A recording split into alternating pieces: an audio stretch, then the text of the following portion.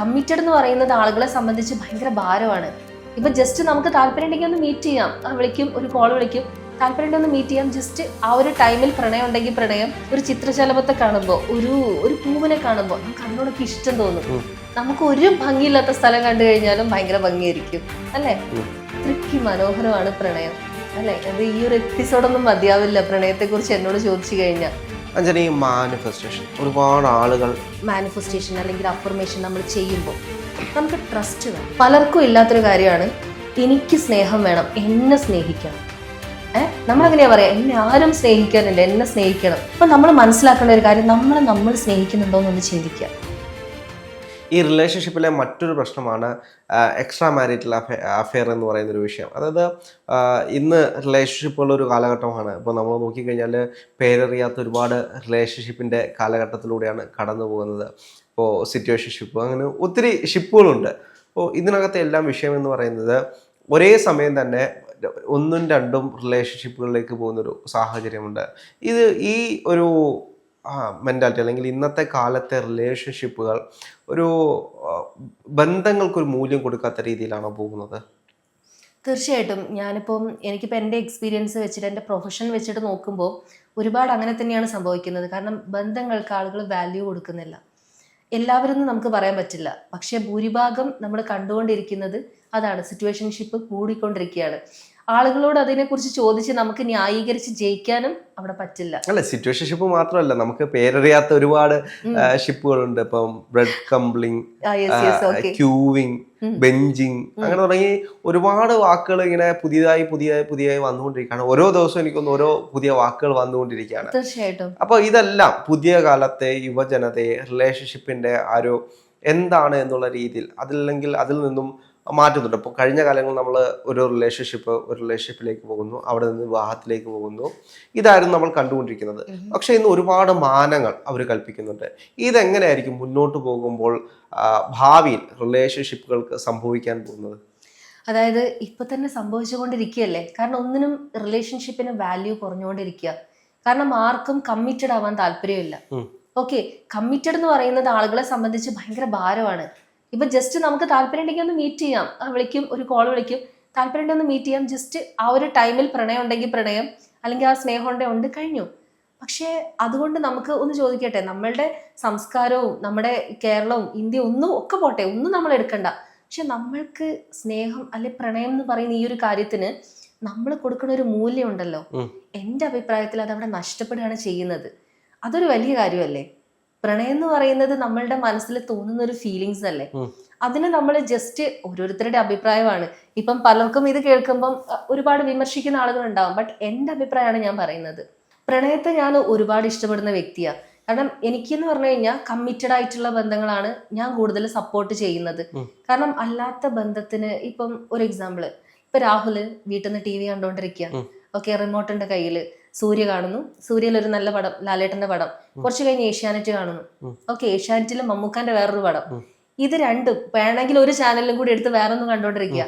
ഈ 3 സിനിമയും കൂടെ ഒരുമിച്ച് കാണുമ്പോഴാണോ, ഒരു സിനിമ ഒറ്റയ്ക്കിരുന്ന്, അതായത് ഒരു ടൈം എടുത്ത് ഒന്ന് കണ്ട് മുഴുമിപ്പിക്കുമ്പോഴാണോ ഹാപ്പിനെസ് അനുഭവപ്പെടുക?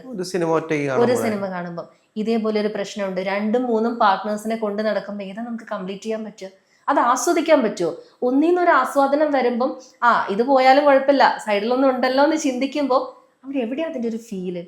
അല്ല, പ്രണയം എന്താന്ന് അനുഭവിച്ചവർക്ക് അതിന്റെ ഫീലിങ്സ് പറഞ്ഞറിയിക്കാൻ പറ്റാത്തതാണ്. ഓക്കെ, അപ്പം എന്നെ സംബന്ധിച്ച് ചോദിക്കുമ്പോൾ ഇങ്ങനെ പോയി കഴിഞ്ഞാൽ വല്ലാത്ത കഷ്ടമുള്ള കാര്യമാണ്. ഓക്കെ, എനിക്ക് അതിനോടൊരു യോജിപ്പില്ല, ഓപ്പണായിട്ട് പറയാലോ. എനിക്ക് അങ്ങനെയുള്ള കാര്യങ്ങൾ വെച്ചാൽ അത് വ്യക്തിപരമായ അഭിപ്രായമാണ്, അതിന് ഞാൻ ഒന്നും പറയുന്നില്ല. ബട്ട് എന്നെ പേഴ്സണലായിട്ട് ചോദിക്കുമ്പോൾ എനിക്ക് അങ്ങനെ ഒരു സമൂഹമല്ല ഞാൻ ആഗ്രഹിക്കുന്നത്. എൻ്റെ പേഴ്സണൽ ലൈഫിൽ ഞാൻ പ്രണയത്തെ ഒരുപാട് ഇഷ്ടപ്പെടുന്ന വ്യക്തിയാണ്. ഇപ്പൊ നമ്മൾ എന്ത് പ്രശ്നമുണ്ടോ, ഇപ്പം പറയാറില്ലേ, നമ്മൾ മരുഭൂമി കൂടി ഒരു യാത്ര ചെയ്യുകയാണെങ്കിൽ ഇടയ്ക്കൊരു മരുപ്പച്ച വേണ്ടേ? സ്നേഹം എന്ന് പറയുന്ന ഒരു കാര്യമില്ലാണ്ട് എത്രയൊക്കെ ജീവിക്കുക എന്ന് പറഞ്ഞു കഴിഞ്ഞാലും നമുക്ക് ഭയങ്കര ബുദ്ധിമുട്ടാണ്. ഓക്കെ, ഇപ്പൊ എത്ര ക്യാഷ് ഉണ്ടെങ്കിലും നമുക്ക് ആ ഒരു സ്നേഹം എന്നുള്ളതിലുപരി പ്രണയം എന്ന് പറയുന്നത് ഒരു പ്രത്യേക ഫീൽ അല്ലേ? ആ ഫീല് രാഹുൽ അനുഭവിച്ചിട്ടുണ്ടോ? വല്ലാത്ത ക്വസ്റ്റ്യൻ. ഓക്കെ, തീർച്ചയായിട്ടും ഞാൻ അനുഭവിച്ചിട്ടുണ്ട്. അപ്പൊ അത് ആ ഒരു ഫീല് അനുഭവിച്ചവർക്കറിയാം എത്രത്തോളം അത് എന്താ പറയാ വലുതാണ്. അപ്പൊ അതിനെ നമ്മൾ നിസ്സാരവൽക്കരിക്കുന്നത് കാണുമ്പോൾ എനിക്ക് ഒരുപാട് വിഷമം തോന്നാറുണ്ട്. എനിക്ക് ചില സമയത്ത് എനിക്ക് കരച്ചിൽ പോലും വരാറുണ്ട്. കാരണം ആളുകൾ എന്തുകൊണ്ട് പ്രണയിക്കുന്നില്ല, അവർക്ക് എന്തുകൊണ്ട് ഇതിന് വാല്യൂ കാണാൻ പറ്റുന്നില്ല. ഈ കമ്മിറ്റഡ് എന്നൊക്കെ പറയുമ്പോൾ പേടിച്ചോടുമ്പോൾ ഞാൻ അവർക്ക് കമ്മിറ്റഡ് എന്ന് പറയുമ്പോൾ വലിയൊരു സംഭവം അല്ല. അതായത് ചെറിയൊരു അഡ്ജസ്റ്റ്മെന്റ് ആണ്. നീ എന്നെ പ്രണയിക്കുന്നു, ഞാൻ നിന്റേതാണെന്ന് പറയുന്ന ആ ഒരു വാക്ക്, അതിലെന്താ ഇത്രത്തോളം ഇതായിട്ടുള്ളത്?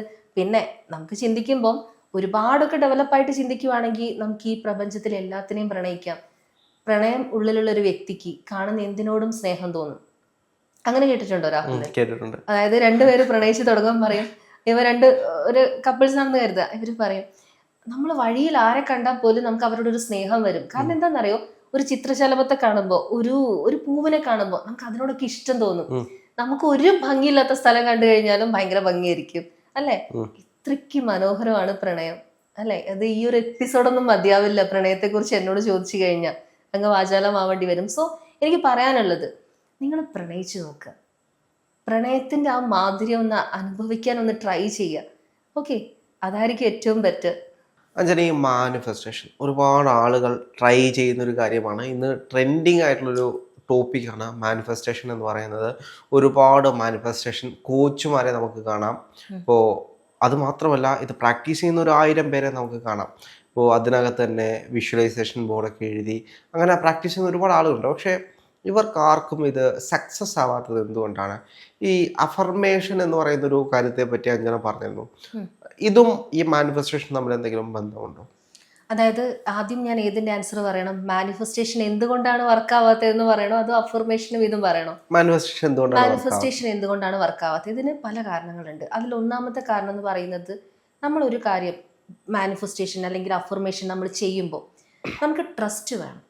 ഇപ്പൊ പറയല്ലേ, പണ്ടൊക്കെ ഈ ഗുളികയ്ക്ക് പകരം മെഡിസിനൊക്കെ പകരം വേറെ എന്താന്ന് പച്ചവെള്ളം എന്ന് പറഞ്ഞു കൊടുത്താലും ചിലപ്പോൾ അസുഖം മാറും. അവിടെ വിശ്വാസമാണ് വർക്ക് ചെയ്യുന്നത്. ഇതേപോലെ ബൈബിളിൽ പറഞ്ഞിട്ടുണ്ട്, വിശ്വാസത്തോടു കൂടി നീ ആ മലയോട് മാറി നിൽക്കാൻ പറഞ്ഞാൽ മാറുമെന്ന് പറഞ്ഞിട്ടുണ്ട്. അവിടെയും വിശ്വാസത്തെ കുറിച്ചാണ് പറയുന്നത് അല്ലെ? ഈ വിശ്വാസം ഉണ്ടെങ്കിൽ അഫർമേഷൻ വർക്ക് ആവുള്ളൂ, അല്ലെങ്കിൽ മാനിഫെസ്റ്റേഷൻ വർക്ക് ആവുന്നുള്ളൂ. അതിന് റീസൺ എന്താണെന്നറിയോ? നമ്മളിപ്പോ ഒരു കാര്യത്തിന് വേണ്ടിയിട്ട് ആഗ്രഹിക്കുക. അപ്പൊ ആഗ്രഹിക്കുമ്പം നമുക്കത് നടക്കില്ല എന്ന് നമ്മുടെ കോൺഷ്യസ് മൈൻഡ്, നമ്മുടെ ബോധ മനസ്സ് നമ്മളോട് പറഞ്ഞുകൊണ്ടിരിക്കുമ്പോൾ, നേരത്തെ നമ്മളൊക്കെ പറഞ്ഞ പോലെ എങ്ങനെയുള്ള ഈ ഒരു ഫ്രീക്വൻസി ആയിരിക്കും യൂണിവേഴ്സിലേക്ക് പോവാ? എനിക്കത് നടക്കില്ല അല്ലേ? നമുക്ക് കൺഫ്യൂഷൻ ഉണ്ടെങ്കിൽ ആ കൺഫ്യൂഷന്റെ ഫ്രീക്വൻസിയാണ് യൂണിവേഴ്സിലേക്ക് പോകുന്നത്. അപ്പൊ യൂണിവേഴ്സ് കൺഫ്യൂഷൻ ആവും. എന്താ നിങ്ങൾക്ക് വേണ്ടതെന്ന് അറിയാതെ, ഒരു ക്ലാരിറ്റി ഇല്ലാതെ എങ്ങനെ യൂണിവേഴ്സിന് തരാൻ പറ്റും അല്ലേ? പിന്നെ ഈ റിലേഷൻഷിപ്പിന്റെ ഒക്കെ കാര്യത്തിൽ എനിക്ക് അനുഭവമുള്ള ഒരു കാര്യം എന്താ അറിയോ? ഇപ്പൊ കുട്ടികളൊക്കെ, എനിക്ക് ആ ഒരു പെൺകുട്ടിയെ ഇഷ്ടമാണ് മാം, എനിക്ക് അവൾ എൻ്റെ അടുത്ത് ഇഷ്ടമായിരുന്നു, പക്ഷെ ഇപ്പൊ കുറച്ച് ദിവസമായിട്ട് മാറി നിൽക്കുന്നു, അങ്ങനെയൊക്കെ പറഞ്ഞു വരും. അങ്ങനെ ഇവരെന്ത് ചെയ്യും? ഇവരെ നമ്മൾ പ്രാക്ടീസ് ഒക്കെ കൊടുത്തിട്ട് ഓക്കെ അവർ തിരിച്ചു വരും എന്നൊക്കെ പറഞ്ഞ് പ്രാക്ടീസ് ചെയ്യിക്കും. ബട്ട് ഇവർക്ക് കുറച്ച് ദിവസം കഴിയുമ്പോൾ വേറൊരു കുട്ടിയെ കാണുമ്പോൾ അവളോട് ഇഷ്ടം തോന്നും. ഓക്കെ, അപ്പോ ഈ യൂണിവേഴ്സ് എന്ത് ചെയ്യും? കൺഫ്യൂഷൻ ആവും. ആരിഷ്ടപ്പെടുന്നു അല്ലേ? അവിടെ യൂണിവേഴ്സ് കൺഫ്യൂഷൻ ആകുമ്പോൾ കുറച്ച് ദിവസം കഴിയുമ്പോൾ പറയും, മാം അവള് വരുന്നില്ലല്ലോ, കുറെ ദിവസമായില്ലേ പ്രാക്ടീസ് തുടങ്ങിയിട്ട്. അപ്പൊ ഞാൻ ചോദിക്കും, ഇതിന്റെ ഇടയിൽ വേറെ എന്തെങ്കിലും സംഭവിച്ചിട്ടുണ്ടോ? അപ്പൊ പറയുന്നത്, എനിക്ക് വേറൊരു കുട്ടി എനിക്കൊരു റിക്വസ്റ്റ് അയച്ചിട്ടുണ്ടായിരുന്നു, അപ്പൊ ഞാൻ ആക്സെപ്റ്റ് ചെയ്തു മാം, ചെറുതായിട്ട് ചാറ്റുന്നേ ഉള്ളൂ. അപ്പൊ ഇവരുടെ മൈൻഡ് അവിടെ കൺഫ്യൂഷനാ. ഏത് വേണം, അത് വേണം, ഇത് വേണം. ആദ്യം നമ്മളൊരു ഡിസിഷൻ എടുക്കണം. നമുക്ക് എന്ത് വേണം എന്നുള്ളത് നമ്മൾ മൈൻഡിൽ എന്ത് ചെയ്യണം? സെറ്റ് ചെയ്യണം. അത് രാഹുലെ മൈൻഡിൽ സെറ്റ് ചെയ്തിട്ടും കാര്യമില്ല, നമ്മൾ എഴുതി വെക്കണം. എവിടെയെങ്കിലും നമ്മൾ നോട്ട് ചെയ്യണം നമ്മുടെ മൈൻഡിൽ എന്താണ് ആഗ്രഹം. ഇപ്പം രാഹുലിനൊരു ആഗ്രഹം, ഒരു വണ്ടി, അതായത് ഇപ്പം ഡിഫൻഡർ വാങ്ങിക്കണം, ഒരാഗ്രഹം വന്നു. ആഗ്രഹവും ലക്ഷ്യവും തമ്മിൽ വ്യത്യാസമുണ്ട്. എന്താണെന്നറിയോ? രാഹുലിന് പറയാൻ പറ്റുമോ ആഗ്രഹവും ലക്ഷ്യവും തമ്മിൽ? ജസ്റ്റ് ഒന്ന് പറഞ്ഞു നോക്കുന്നു. ആഗ്രഹം നമുക്ക് എപ്പോഴും വന്നുകൊണ്ടിരിക്കും. ഓക്കെ, ലക്ഷ്യങ്ങൾ എത്തിക്കഴിയുമ്പോഴാണ് നമുക്കൊരു ഹാപ്പിനെസ് വരുന്നത്. ഓക്കെ ശരിയാണ്. ബട്ട് അതിലൊരു ക്ലാരിറ്റി പറയുവാണെങ്കിൽ, ഇപ്പം ഞാൻ ഓർക്കുവാണ്, എനിക്ക് 2027 ഒരു ഡിഫൻഡർ വാങ്ങണം എന്നുള്ളത് എൻ്റെ ലക്ഷ്യമാണ്. എനിക്കൊരു ഡിഫൻഡർ വേണം എന്നുള്ളത് എൻ്റെ ആഗ്രഹവും. എനിക്കിപ്പോൾ ഒരു ഡിഫൻഡർ വേണം എന്ന് ഞാൻ ആഗ്രഹിക്കുക, എനിക്കൊരു ഡിഫൻഡർ കിട്ടിയാൽ കൊള്ളാം, വേണം, അത് നമ്മുടെ ആഗ്രഹമാണ്. ഓക്കെ, ലക്ഷ്യം എന്ന് പറഞ്ഞാലോ, നമ്മളതിനൊരു വർഷം ഫിക്സ് ചെയ്യണം. അവിടെ എനിക്ക് 2027 എനിക്കൊരു ഡിഫൻഡർ വേണം, ഞാൻ വാങ്ങിച്ചിരിക്കും, അത് നമ്മുടെ ലക്ഷ്യമാണ്. അവിടേക്ക് നമുക്ക് എന്താ ഫോക്കസിങ് കൊടുക്കാൻ പറ്റും. മറ്റേതെന്ന് പറഞ്ഞാൽ സ്കാറ്റേർഡ് ആയിക്കൊണ്ടിരിക്കുക. കാരണം അത് നമുക്ക് ഒരിക്കലും എന്താ പറയാ നിൽക്കില്ല, നിലനിൽക്കാത്തൊരു സംഭവമാണ്. അപ്പൊ ഈ ഫോക്കസിങ് വേണം, ഈ പറഞ്ഞ പോലെ ട്രസ്റ്റ് വേണം. അതേപോലെ മാനിഫെസ്റ്റേഷൻ നടക്കാൻ വേണ്ട വേറൊരു കാര്യമാണ് ഹാപ്പിനെസ് ഉണ്ടാവുക എന്ന് പറയുന്നത്. ഹാപ്പിനെസ് 24 hours നമുക്ക് ഉണ്ടാക്കാൻ പറ്റിയൊരു കാര്യമല്ല, കാരണം നമ്മുടെ ലൈഫാണ് അല്ലെ. പല പ്രശ്നങ്ങളും വരും, വേരിയേഷൻസ് വരും. ഇപ്പൊ ഹാപ്പി ആണെങ്കിൽ കുറച്ച് കഴിയുമ്പോൾ സാഡ് ആയിരിക്കും അല്ലെ. ബട്ട് എങ്കിൽ എന്ത് ചെയ്യാൻ പറ്റും? നമ്മുടെ മനസ്സിൽ ഇമോഷണലി നമ്മൾ വീക്ക് ആവുമ്പോൾ നമുക്കൊരു സാഡായിട്ടൊരു കാര്യം വരാം. ഈ സാഡായിട്ടൊരു കാര്യം വരുമ്പോൾ നമ്മൾ മനസ്സിലാക്കിയത് നമ്മുടെ ഇമോഷൻസ് വീക്കാണ്. സോ ഇപ്പം ഞാൻ എന്ത് ചിന്തിച്ചാലും നെഗറ്റീവ് ആയിരിക്കും എൻ്റെ ലൈഫിലേക്ക് വരുന്നതെന്ന് നമ്മൾ മനസ്സിലാക്കാൻ പഠിച്ചു കഴിഞ്ഞാൽ അവിടെ നമ്മൾ സക്സസ് ആയി.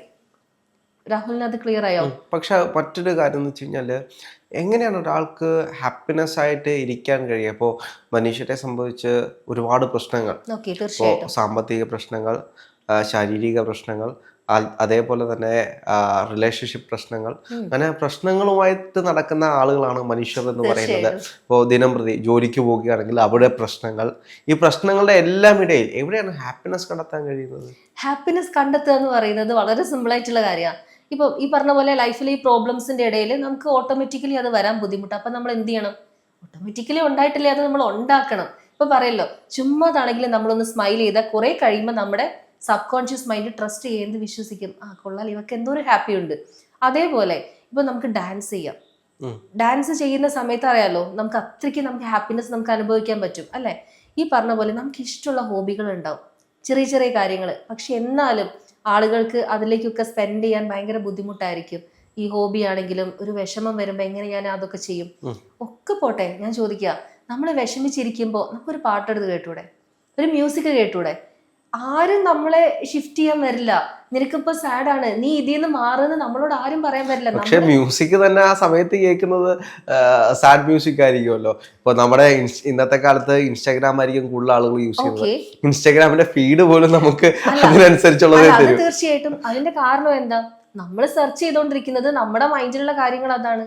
അപ്പൊ നമ്മൾ എന്ത് ചെയ്യണം? ബോധപൂർവം. ഇപ്പൊ രാഹുൽ എൻ്റെ അടുത്ത് ചോദിച്ചത്, ഒരു മാനിഫെസ്റ്റേഷൻ സക്സസ് ആക്കേണ്ട ഒരു അഫർമേഷൻ ചൊല്ലി അല്ലെങ്കിൽ പറഞ്ഞ് പ്രാക്ടീസിലൂടെ മാനിഫെസ്റ്റേഷൻ സക്സസ് ആക്കേണ്ട ഒരു സ്റ്റുഡന്റ്, ഒരാള് എന്ത് ചെയ്യണം എന്നുള്ളതാണ്. അതെന്ന് വെച്ച് കഴിഞ്ഞാൽ നമ്മൾ തീർച്ചയായിട്ടും നമ്മൾ ഹാപ്പിനെസ് കണ്ടെത്തിയേ മതിയാവുള്ളൂ. ആളുകൾ ഏറ്റവും കൂടുതൽ ഹാപ്പിനെസ്സിനേക്കാൾ കൂടുതൽ ഇഷ്ടപ്പെടുന്നത് സാഡ്നെസ്സിനെ അല്ലേ? അവര് തെരഞ്ഞു പോകുന്നതും അവര് എപ്പോഴും സാഡായിട്ട് ആ ഫീല് എൻജോയ് ചെയ്യുന്നതും ഒരു സാഡ്നെസ്സിലിരിക്കുമ്പോഴല്ലേ. ഈ ഹാപ്പിനെസ് ആരും എൻജോയ് ചെയ്യുന്നതായിട്ട് എനിക്ക് തോന്നുന്നില്ല. പക്ഷെ സാഡായിട്ടിരിക്കുമ്പോൾ അവരത് എൻജോയ് ചെയ്യുന്നുണ്ട്. അവരതിലേക്ക് വീണ്ടും വീണ്ടും സാഡാവാൻ വേണ്ടിയിട്ടുള്ള കാര്യങ്ങൾ ഇട്ട് കൊടുക്കുന്നതായിട്ട് കണ്ടിട്ടുണ്ട്. അതൊരു ശരിയായിട്ടുള്ള കാര്യം. അത് ശരിയായിട്ടുള്ള കാര്യം എന്ന് വെച്ച് കഴിഞ്ഞാൽ അങ്ങനെ സംഭവിക്കുന്നുണ്ട്. അത് രാഹുൽ പറഞ്ഞത് കറക്റ്റാണ്. ബട്ട് അവരത് ഇഷ്ടപ്പെട്ടുകൊണ്ട് ചെയ്യുന്നതല്ല. അവർക്ക് അതിൽ നിന്ന് പുറത്തു വരാൻ പറ്റാഞ്ഞിട്ടാണ്. ആ ഒരു ലൂപ്പിൽ അവർ വീണ്ടും വീണ്ടും പെട്ടുപോവാണ്. ഒരു സാഡ് ഉണ്ടെങ്കിൽ ഇപ്പം പറയും സങ്കടവും ദുഃഖവും തമ്മിലൊരു വ്യത്യാസമുണ്ട്. എന്താണെന്നറിയോ? അതായത് സങ്കടം എന്ന് പറഞ്ഞു കഴിഞ്ഞാൽ നമുക്ക് പെട്ടെന്നൊരു സംഭവം ആഗ്രഹിച്ചു കിട്ടിയില്ല, സങ്കടം വരും. ആ സങ്കടം നമ്മൾ കുറേ സമയം അല്ലെങ്കിൽ കുറേ ദിവസം നിലനിർത്തുന്നതാണ് ദുഃഖം. ഓക്കെ, അപ്പൊ ഈ ഒരു പ്രശ്നം വരുമ്പം നമ്മൾ എന്ത് ചെയ്യണം? നമ്മളത് മനസ്സിലാക്കി നമ്മൾ അതിൽ നിന്ന് പുറത്ത് കടക്കാൻ ട്രൈ ചെയ്യണം. അല്ലാതെ ഈ പറഞ്ഞ പോലെ ഞാൻ നേരത്തെ പറഞ്ഞില്ലേ, നമ്മളെ ആരും വന്നിട്ട് നീ ഹാപ്പി ആവുമെന്ന് പറയില്ല. നമ്മൾക്ക് ജീവിതത്തിൽ എന്തെങ്കിലും നേടണമെങ്കിൽ നമ്മൾ എന്ത് ചെയ്യണം? നമ്മൾ സ്വയം മനസ്സിലാക്കി അതിനുള്ള വഴികൾ നമ്മൾ കണ്ടെത്തണം അല്ലേ? തീർച്ചയായിട്ടും.